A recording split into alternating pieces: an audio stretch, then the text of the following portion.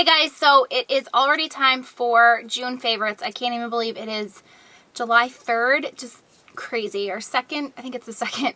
I don't have that many things to show you this month, but I do have 2 regrets to show you. So I did want to share those with you because I think it's important to not only just talk about the products that work really well, but also the products that may not work really well and maybe save some of you some money. So Laura Mercier was a huge hit for me this month, and 2 of the products that were my absolute favorites were from my haul that I did in Hawaii, and they were her blush in Lush Nectarine and the metallic eyeshadow in Rose Gold. Both of these products I literally have worn probably 3/4 of the month of the way through June. This blush, Lush Nectarine, is a gorgeous color for spring or summer. It's very pigmented. I like that it's a small, it's a really little packaging, so it doesn't take up a lot of room in your collection. Or it could just make room for more. But that's what the swatch looks like. It's very pigmented. It has really nice staying power. It almost reminds me a little bit of Coralista, but it doesn't have any shimmer or anything like that. It's just super, super pretty. And then the, what's the proper name? Metallic Cream Eye Color. And like I said, in Rose Gold. And I did buy these from the Laura Mercier counter. Sephora sells Laura Mercier products, but for some reason they do not sell the metallic shadows, or at least they didn't when I went to purchase. I love this for a couple reasons. One, I adore the packaging. I was a little hesitant to buy these because I thought they were a little reminiscent to me of the MAC paints, which I have 1 or 2 of, and I really like those, but the thing that I never liked about them was even when you just put like the smallest amount of pressure, it shot out like way too much product. And these and the MAC paints, you really didn't need a lot, so I always felt like I was wasting product, so I was a little hesitant, but that does not happen with these. So literally, like, the amount that you squeeze is the amount that comes out, which is great. So that's like all that I use for each eye, and it's just a Rose Gold, and you can kind of keep it a little bit thicker if you wanted to go on heavier. I tend to sheer it out, and it's just gorgeous. And I've just been wearing this on my eyelids with another one of my favorites that's going to be coming up, like a darker brown in the crease. And I just love it. It has amazing staying power. It doesn't smudge. It doesn't transfer. It doesn't rub off if you go to rub your eye. It stays like all day. I haven't used a base ever with it.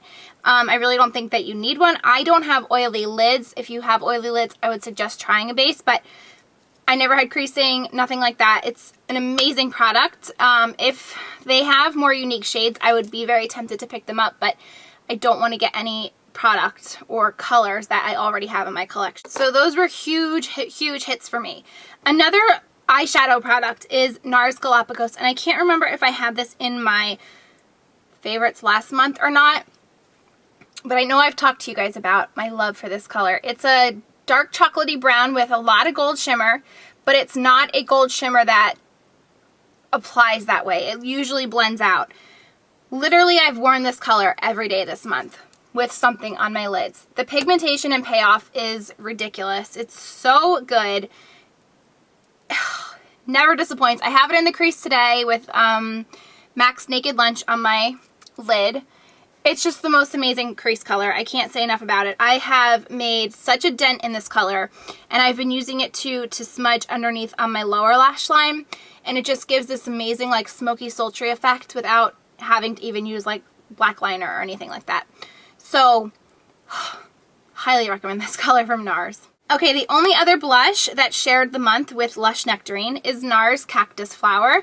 And this is a cream to powder blush, and it's a gorgeous corally color. I've actually sometimes even layered this over top of Lush Nectarine, and then your blush is like sure to stay all day.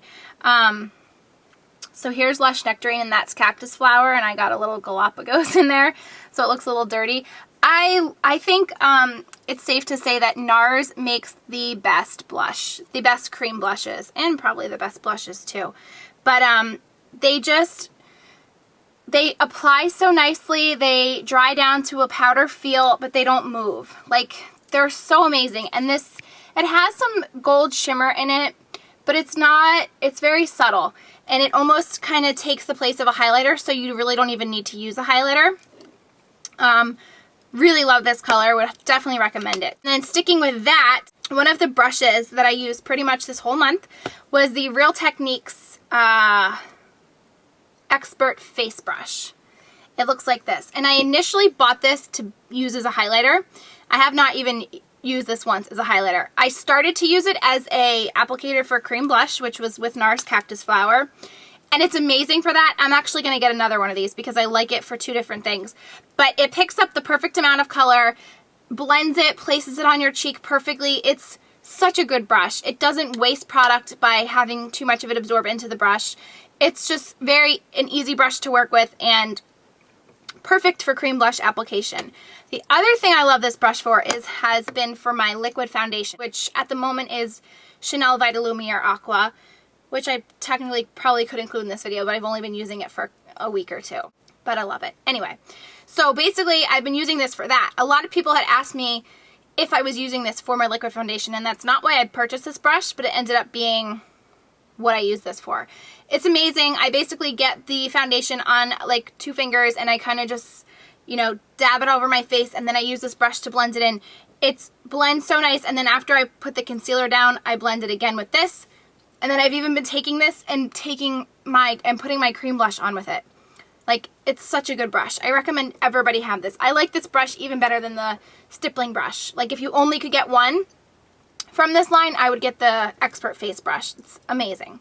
Fragrance. This is the Estee Lauder Bronze Goddess perfume.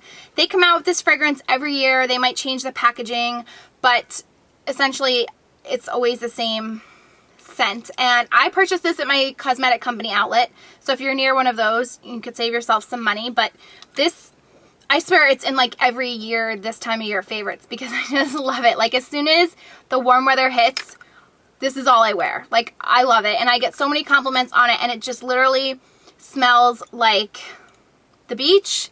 It smells like, I've said it before, like Malibu coconut rum. It's just such a good smell. I never ever get sick of it. I put it on in the morning before work. I put it on again when I get home from work, even if I'm not going anywhere. Like, I just love, love, love the smell of it. This is hands down my most favorite perfume for summer ever. And one random product that I usually don't really talk about hair products, but I needed to mention this. This is the brand Not Your Mother's, which I've never heard of before. And it's the She's a Tease Volumizing Hairspray infused with apple blossom and bamboo.